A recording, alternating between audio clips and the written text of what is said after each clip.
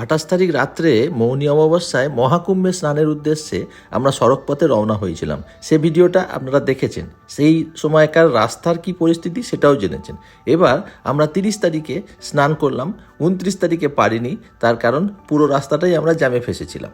30 তারিখ সকালবেলা স্নান করে আমরা 2টোর সময় আবার ফিরতি পথে রওনা দিলাম। 28 আর 29 দুদিনই আমরা রাস্তায় গাড়ির মধ্যে বিনিদ্র রাত কাটিয়েছি। আমাদেরই মতন অনেক মানুষ বিভিন্ন উপায়ে সড়কপথে মহাকুম্ভে স্নানে গেছেন এবং ফিরেছেন, কিন্তু তার পরিস্থিতিটা কি হলো দেখুন। মহাকুম্ভ থেকে ফেরার পথে আমরা রাত ভোর দাঁড়িয়েছিলাম ঠিক এই জ্যামে। সকাল হতে বোঝা যাচ্ছে এটা কতটা জ্যাম।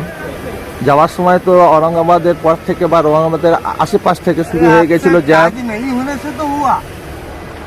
আর এখন দেখুন ফেরার পথে ঠিক গয়া পার করে ঠিক এই জ্যাম। কাল রাত্রির 1টা থেকে এখন সকাল 6টা বাজে।